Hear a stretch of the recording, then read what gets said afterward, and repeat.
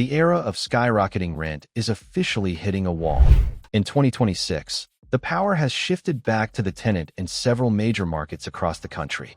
The pandemic didn't just change where people lived, it created the biggest mass housing market migration in modern history. However, now that migration boom is going into reverse. Millions of people piled into the same boomtowns, driven by remote work, lifestyle cities, and fast job growth. Home prices exploded as a result because everyone believed it would keep happening forever. A perfect storm of historic oversupply, thanks to a multifamily construction boom and a retreat from pandemic-era Zoom towns, has left landlords in a state of panic.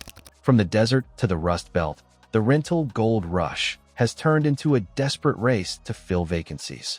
And this is what that reversal actually looks like. Consider Denver, one of the biggest pandemic boomtowns in the US, is now seeing massive rent cuts. And now it's impacting home prices as well. Home values are going down all across Denver's housing market. Homes are sitting on the market for longer, and there's now over 10,000 listings across the Denver metro. The vacancies are surging. Entire apartment buildings are sitting empty. During the boom, developers built for permanent demand and migration. But now we're realizing that demand was temporary. 10. Toledo, Ohio. Toledo has become a landlord's ghost town.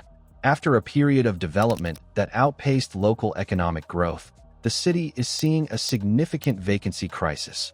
While rents remain low compared to the national average, they have hit rock bottom in local terms, forcing landlords to offer steep discounts. And how many more cities are going to get hit by it in 2026? The pandemic housing boom didn't disappear, it's just unwinding now city by city. This is ultimately how boomtowns turn into bust towns. And one has to wonder just how much more prices and rents are going to drop in a city like Denver as this downturn unfolds. 9. Henderson, Nevada. Once a prime destination for those seeking a desert lifestyle outside Las Vegas, Henderson is facing a mirage of growth. The market is saturated with high-end units that the local workforce can no longer afford, leading to the highest vacancy spike in the region. Folks, the real estate investor bought this townhome at the peak of the pandemic for $275,000, and now they're probably wishing that they haven't. If you look in this townhome community here in Columbia, Tennessee, there's rentals everywhere for around $1,600 a month. They then increased the rent. Since then, they've had to cut the rent. That's like $500 a bedroom, and it's still on the market. You can see the for rent sign over there. 8. Buffalo, New York. Buffalo's comeback story has hit a snag. As the initial surge of remote workers cools, the city is left with an inventory glut. Landlords are now begging for tenants by offering incentives like 2 months of free rent or covered utility costs for the first year. Nashville just did a big property tax reassessment. Investors are now having to pay more in taxes. You have to wonder, how much more are these rents and these prices going to go down in 2026? They bought during the pandemic at peak prices. They thought the rents would keep going up. Now the rents are going down and these houses are sitting vacant. 7. Santa Fe, New Mexico. Santa Fe proves that art and heritage aren't rent-proof. The city's reliance on a specific demographic of remote workers and retirees has backfired as those groups migrate to even more affordable locales, leaving the high-rent historic districts largely empty. 6. Boise, Idaho. The tech bro exodus is real. Boise was the face of the pandemic rental surge, but by 2026, those who flock to the city are heading back to coastal hubs or finding cheaper alternatives, causing rents to crash from their unsustainable 2022 peaks. 3 months free and $1,000 off right across from the school bus parking lot. These landlords are now getting desperate, competing for tenants to fill these units. These are 3-bed townhomes, $2,600 a month. 5. Champaign, Illinois. This college town is feeling the sting of a population shift.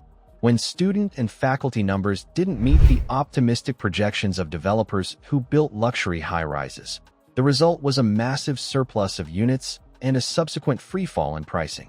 For Laredo, Texas, the border boom has gone bust in the rental sector.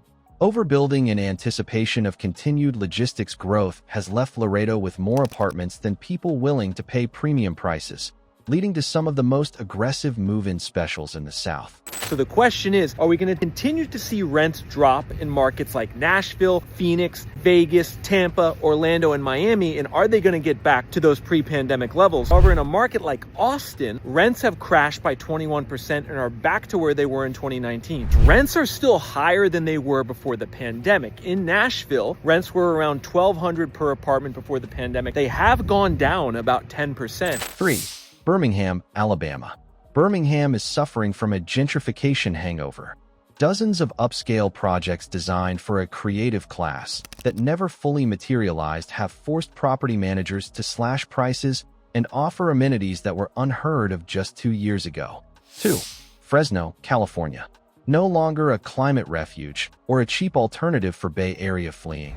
Fresno's rental market is collapsing as the reality of local infrastructure and extreme heat drives tenants elsewhere. Landlords are struggling to fill buildings that were fully leased just 18 months ago. 1. Stamford, Connecticut. The death of the commuter fantasy has hit Stamford the hardest. As Manhattan's office culture continues to shift and the city lifestyle loses its luster, Stamford has seen the steepest rent decline in the country for 2026. What to look for instead? If you are hunting for a deal in 2026, look for these tenant-first markers. Concession packages. Look for 1 month free or no security deposit offers, which are now common in these 10 cities. Negotiation power. In cities like Boise or Stamford, don't accept the listed price. Landlords are often willing to drop the monthly rate by 10 to 15% to avoid a vacant unit. Amenity upgrades. Many landlords are throwing in free high-speed internet or gym memberships to sweeten the deal. The list of cities you've highlighted illustrates a significant nationwide correction in the 2026 rental market. After several years of double-digit spikes, the pendulum has swung back, leaving property owners in a position where they must compete for your signature. Conclusion: the new lease on life.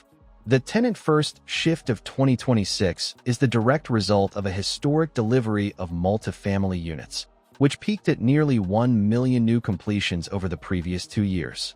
As the inventory glut persists in former Zoom towns and overbuilt hubs like Boise and Stamford, the national vacancy rate has stabilized at a series high of roughly 7.2%.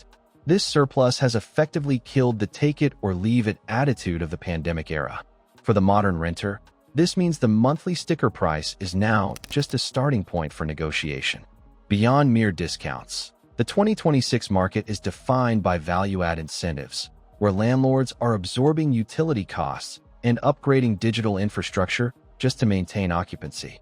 This is ultimately how boomtowns turn into bust towns. If you would actually rent one of these townhomes for $2,600-$2,700 a month, are rents getting cheaper? While the rental gold rush has ended for investors, it has opened a window of unprecedented leverage for those looking for a high-quality lifestyle at a corrected price point.